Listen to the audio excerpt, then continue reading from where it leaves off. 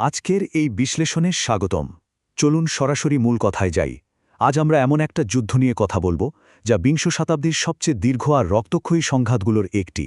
১৯৮০ থেকে ১৯৮৮ সালের ইরান-ইরাক যুদ্ধ। ভাবতে পারেন ৮ বছর ধরে চলাই ভয়াবহ ধ্বংসযজ্ঞের পর ভৌগোলিক ফলাফল কী ছিল? একদম শূন্য। হ্যাঁ, কোনো পক্ষই ১ ইঞ্চি জমিও দখল করতে পারেনি। চলুন এই ঐতিহাসিক ট্র্যাজেডির পেছনের গল্পটা একটু ঘেঁটে দেখি। আচ্ছা, চলুন গভীরে যাওয়া যাক।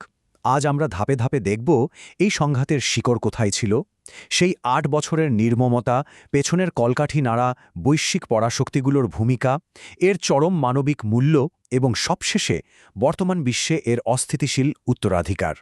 চলুন শুরু করি পর্ব ১, সংঘাতের শিকড় দিয়ে। তো এই সংঘাতের একেবারে মূলে ছিল সম্পূর্ণ বিপরীত দুটো আদর্শ। একদিকে ছিল সাদ্দাম হোসেনের ইরাক, যা ধর্মনিরপেক্ষ, আরব জাতীয়তাবাদী এবং সুন্নি প্রধান বাথ পার্টির নিয়ন্ত্রণে, আর ঠিক উল্টো দিকে আয়াতুল্লাহ খোমেনির নেতৃত্বে সদ্য প্রতিষ্ঠিত ইরান, যা একটি ফার্সি এবং শিয়া ইসলামী প্রজাতন্ত্র। বুঝতেই পারছেন, আরব বনাম ফার্সি আর সুন্নি বনাম শিয়া, এই গভীর জাতিগত ও আদর্শিক বিভাজনই মূলত বারুদের স্তূপে পরিণত হয়েছিল।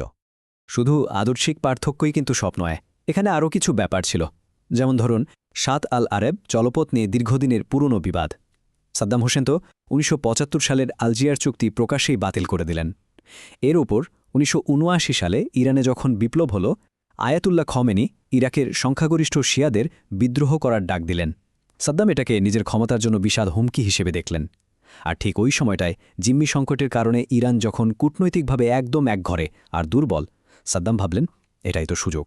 একটা ঝটিকা আক্রমণ করে আরব জাতীয়তাবাদের অবিসংবাদিত নেতা হয়ে যাওয়ার দারুণ সুযোগ হিসেবেই তিনি এটাকে দেখেছিলেন। পর্ব ২, ৮ বছরের নির্মমতা।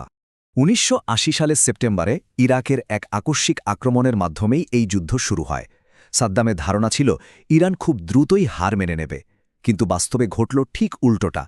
ইরানিরা প্রবল বিপ্লবী উন্মাদনায় এমনভাবে রুখে দাঁড়াল যে ১৯৮২ সালের মধ্যেই অপারেশন আনডিনারেবল ভিক্টরির মাধ্যমে তারা ইরাকি বাহিনীকে একদম সীমানার ওপারে ঠেলে দিল। এর পরের ঘটনা আরও ভয়াবহ।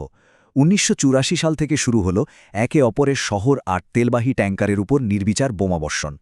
সংঘাত রূপ নিল এক ভয়ঙ্কর ধ্বংসযজ্ঞে, যা ১৯৮৮ সাল পর্যন্ত চলতেই থাকে, যতক্ষণ না ক্লান্ত দুই পক্ষ যুদ্ধবিরতি মেনে নেয়। এই যুদ্ধের সবচেয়ে হৃদয়বিদারক দিকগুলোর একটা ছিল হিউম্যান ওয়েভ অ্যাট্যাক বা মানব তরঙ্গের মতো আক্রমণ কৌশল।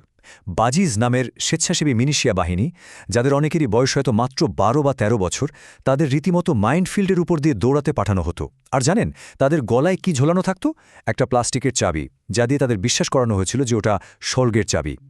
সামান্য একটু সামরিক সাফল্যের আশায় এই অগণিত তরুণের জীবন আক্ষরিক অর্থেই বলি দেওয়া হয়েছিল।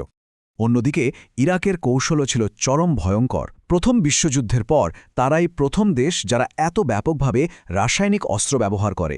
ইরাক মাস্টার্ড গ্যাস আর নার্ভ এজেন্টের মতো মারণাস্ত্র শুধু বিরোধী সেনাদের উপরেই নয়, বরং নিজেদের দেশের কুর্দি বেসামরিক নাগরিকদের ওপরেও প্রয়োগ করেছিল, যার চরম পরিণতি আমরা দেখি ১৯৮৮ সালের হালাবজা গণহত্যায়।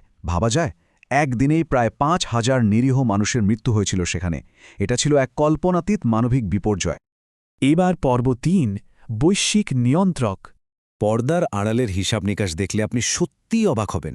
এটা দারুণভাবে বুঝিয়ে দেয় যে বিশ্ব রাজনীতি কতটা স্বার্থপর হতে পারে।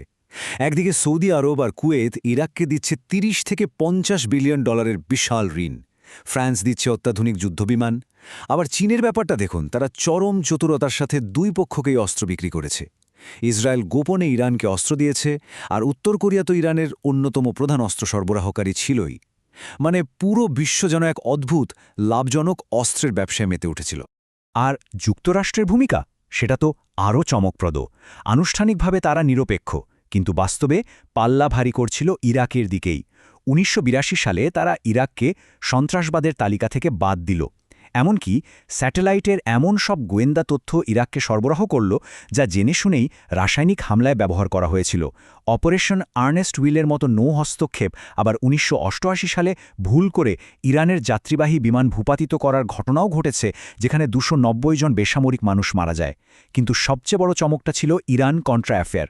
প্রকাশ্যেই ইরাককে সমর্থন দিলেও যুক্তরাষ্ট্র কিন্তু গোপনে ঠিকই ইরানের কাছে অস্ত্র বিক্রি করে যাচ্ছিল। স্নায়ুযুদ্ধের ওই সময়ে সোভিয়েত ইউনিয়নও কিন্তু চুপ করে বসেছিল না। তারা ছিল ইরাকের সবচেয়ে বড় অস্ত্র সরবরাহকারী। ইরাকের প্রায় 40% অস্ত্রই আসত তাদের কাছ থেকে। T-72 ট্যাঙ্ক, মিগ যুদ্ধবিমান থেকে শুরু করে স্কাড মিসাইল সবই দিয়েছে তারা। কিন্তু মজার ব্যাপার হল, যুক্তরাষ্ট্রের মতোই তারাও নিজেদের প্রভাব আর মুনাফা ধরে রাখতে প্রক্সি রাষ্ট্রগুলোর মাধ্যমে গোপনে ইরানকেও কিছু কিছু অস্ত্র সরবরাহ করে যাচ্ছিল। পরাশক্তিগুলোর কাছে এটা ছিল দাবা খেলার মতোই একটা যুদ্ধ। পর্ব ৪ ভয়াবহ মানবিক মূল্য। অর্থনৈতিক ধাক্কার কথা যদি বলি, সেটা ছিল অপূরণীয়। ইরাকের আর্থিক ক্ষতি হয়েছিল প্রায় $500 বিলিয়ন, আর ইরানের প্রায় $300 বিলিয়ন। দুটো দেশের অর্থনীতি আক্ষরিক অর্থে ধসে পড়েছিল। এই বিপুল আর্থিক ক্ষতি দেশ দুটোকে ভবিষ্যতে চরম হতাশা আর অস্থিতিশীলতার দিকে ঠেলে দেয়। কিন্তু সবচেয়ে মর্মান্তিক ক্ষতিটা ছিল মানুষের জীবনের। বিংশ শতাব্দীর অন্যতম রক্তক্ষয়ী এই সংঘাতে ইরানের সামরিক মৃত্যু ছিল প্রায় 2 থেকে 6 লাখের মতো, আর ইরাকের 1 থেকে 3 লাখ। শুধু তাই নয়, 1 লাখেরও বেশি বেসামরিক মানুষ প্রাণ হারায়। আহতের সংখ্যা ছাড়িয়ে যায় 15 লাখ, আর উদ্বাস্তু বা বাস্তুচ্যুত হয় 25 লাখেরও বেশি মানুষ। এগুলো তো শুধু পরিসংখ্যান নয়, এগুলো আসলে লাখ লাখ পরিবারের চিরতরে ধ্বংস হয়ে যাওয়ার গল্প। তো এখানকার সবচেয়ে গুরুত্বপূর্ণ পয়েন্টটা কি? এত মানুষের মৃত্যু, বিলিয়ন বিলিয়ন ডলার ছাই হয়ে যাওয়ার পর এই যুদ্ধের চূড়ান্ত ফলাফল কি দাঁড়ালো? একেবারে শূন্য। হ্যাঁ, ঠিকই শুনেছেন। 8 বছর পর সীমানা ঠিক আগের জায়গাতেই ফিরে আসে। কোনো পক্ষ এক বিন্দু ভূখণ্ড দখল করতে পারেনি। এক চরম অর্থহীন ধ্বংসযজ্ঞ। এবং শেষ পর্ব অস্থিতিশীলতার উত্তরাধিকার। 1980-র দশকের এই ইতিহাস জানাটা আজকের ভূ-রাজনীতি বোঝার জন্য একদম জরুরি। যুদ্ধের কারণে সাদ্দাম হোসেন বিশাল ঋণের জালে আটকে যান, যার সরাসরি ফল ছিল তার 1990 সালের কুয়েত আক্রমণ। অন্যদিকে ইরান আর্থিকভাবে বিপর্যস্ত হলেও তাদের ইসলামী শাসন ব্যবস্থা দেশের ভেতরে রাজনৈতিকভাবে আরও অনেক শক্তিশালী হয়। আর ইরাকের হাতে রয়ে যায় বিশাল এক যুদ্ধবিজ্ঞা সেনাবাহিনী এবং প্রচুর রাসায়নিক অস্ত্র। মূলত এই অমীমাংসিত উত্তেজনা আর বিপুল ঋণের বোঝাই পরবর্তীতে 1991 সালের উপসাগরীয় যুদ্ধ এবং 2003 সালের ইরাকে মার্কিন আগ্রাসনের বীজ বপন করেছিল। 1988 সালের আগস্ট মাসে যখন জাতিসংঘের যুদ্ধবিরতি প্রস্তাবটি ইরান গ্রহণ করতে বাধ্য হয়, তখন আয়াতুল্লাহ খোমেনি এক বিখ্যাত উক্তি করেছিলেন। তিনি বলেছিলেন, এটা মেনে নেওয়াটা তার জন্য বিষ পান করার মতো। এই ছোট্ট একটা বাক্য থেকেই খুব স্পষ্টভাবে বোঝা যায় ঠিক কতটা তিক্ততা, হতাশা আর চরম ক্লান্তির পর দুই দেশ এই যুদ্ধ থামাতে বাধ্য হয়েছিল। পরিশেষে একটা গভীর প্রশ্ন আমাদের ভাবিয়ে তোলে। পরাশক্তিগুলোর স্বার্থ আর মুনাফার লোভে পরিচালিত এই ভয়ঙ্কর প্রক্সি যুদ্ধের না শেখা শিক্ষাগুলো কি আজও বিশ্বব্যাপী চলমান সংঘাতগুলোতে ইন্ধন জুগিয়ে যাচ্ছে না? মধ্যপ্রাচ্যসহ সারা বিশ্বে আজকের দিনের সংঘাতগুলোর পেছনের কলকাঠিগুলো কি অনেকটা একই রকম নয়? এই প্রশ্নটা আপনাদের ভাবনার জন্যই রেখে গেলাম। আজকের এই বিশ্লেষণ আমরা এখানেই শেষ করছি। নতুন কোনো বিষয় নিয়ে আবারও দেখা হবে।